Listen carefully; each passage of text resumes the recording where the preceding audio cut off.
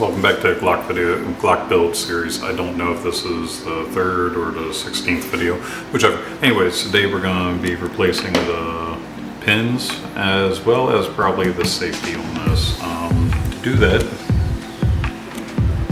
we have our parts, we have our gold safety, as well as our takedown pins from Tyrant Arms. I really like these because these are actually on the ends.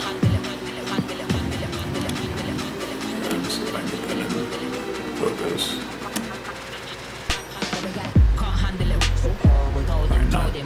These are diamond cut, so they will actually reflect a little bit. A little bit of shiny stuff for the gun never hurts. So the tools you'll need: the appropriate Allen wrench. It's right here, which I believe is a 0.9 for that.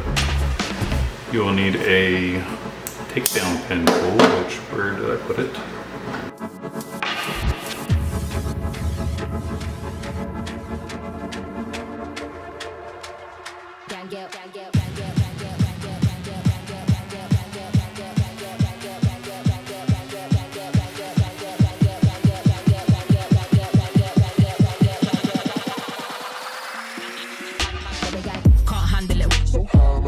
Told him one more time. Gang get all gang get, can't handle it. Gang get me down.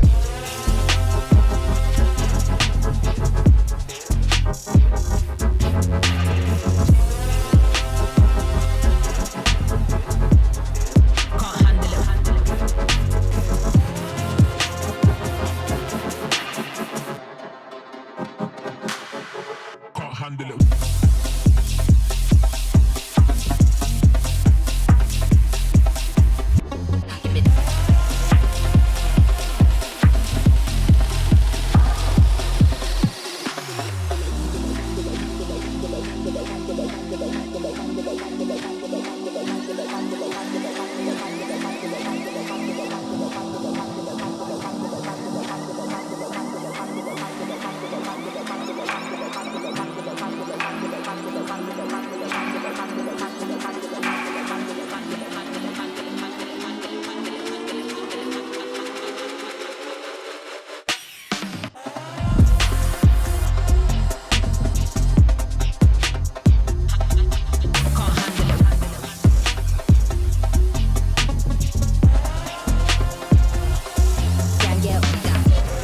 Okay, now we got the other two pins out, the firing pin and the carriage holder.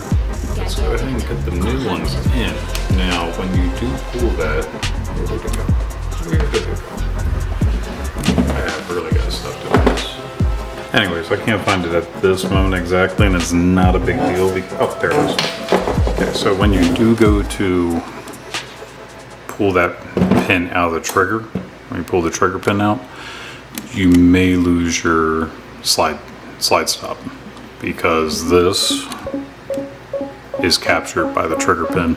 So I am not going to put this back in at the moment because the next video is actually replacing this. So I'm going to leave that out. I'll show you how to install these two pins. So easy enough. Pin goes in.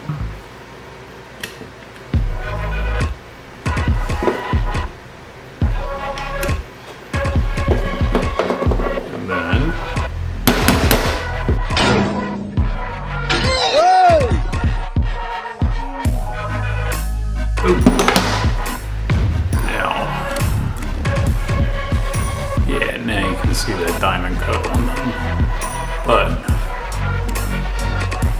I think that looks much better. So moving on from that, the next step is going to be replacing the safety. And it's kind of hard to show this. I don't know if I can actually, it's easier to see from this side. But right in here, there is a spring that is bent and curved. So what you need to get that out is something or a long micro screwdriver. And when you look at the bottom of the safety, you see how there's that L cut? So that's how the spring is locked in. The spring will go in and latch into there. So what you need to do is come inside the mag well with the tool and pop that spring out so that you can actually swap out this magazine release. So,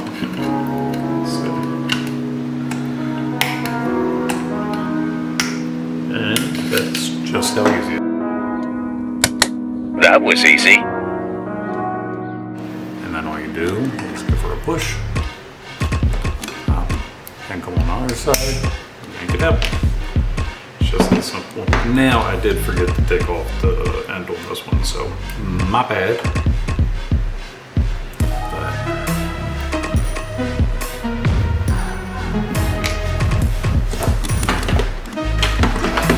Yeah, everything is kicking my ass today. So,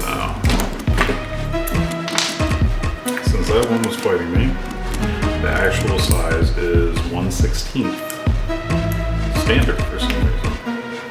Not opposed to it, just wish they could make up their mind. So, this is an extended magazine release because I have small fingers and cannot reach that magazine release while maintaining a proper grip. So you drop this back in. My problem is you need to, so to do this you need to come in here again and basically pull the spring out of the way and try to keep the tool behind it so that we can slide this in and keep, while you're doing this, keep pressure against this.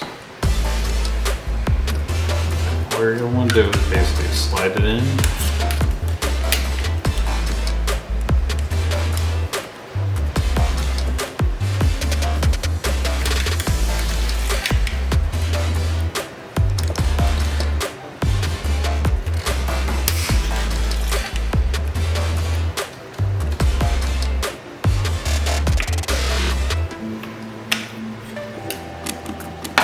Now this is where you're going to fight with it because that spring is in a very tight area and it does not like to go in.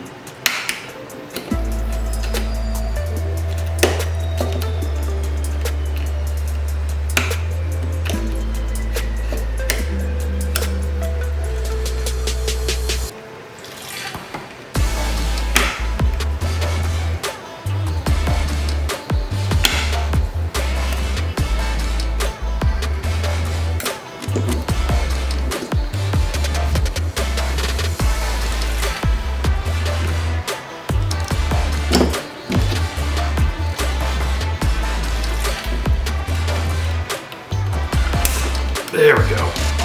And you'll hear that affirmative click when it goes in, and I'm sorry that that was completely off of camera, but you wouldn't have been able to see it anyways. It is tucked so far in there. So once that's done, once again, 1/16 Allen wrench or bit. Me and my favorite purple Loctite. Put that one there just a little bit.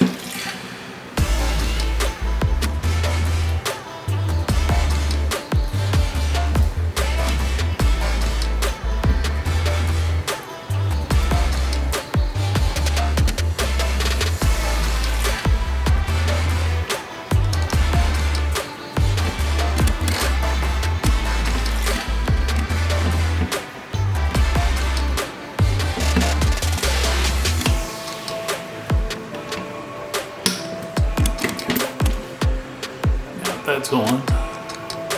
Ooh, it's starting to turn out nice. I cannot wait to swap out this trigger, and I still need to buy the slide catch. Yeah, I don't think it's overly gaudy or anything. Let's test it and see if it works. It is locking them in, and it does drop them. So we are good to go. And that'll be it for today. So I hope you come back and join us for the next part of the build. Alright, as long as you're having a nice day out there, just go ahead and get yourself out to the range, get some rounds down range, and take care of yourself. Have a good one.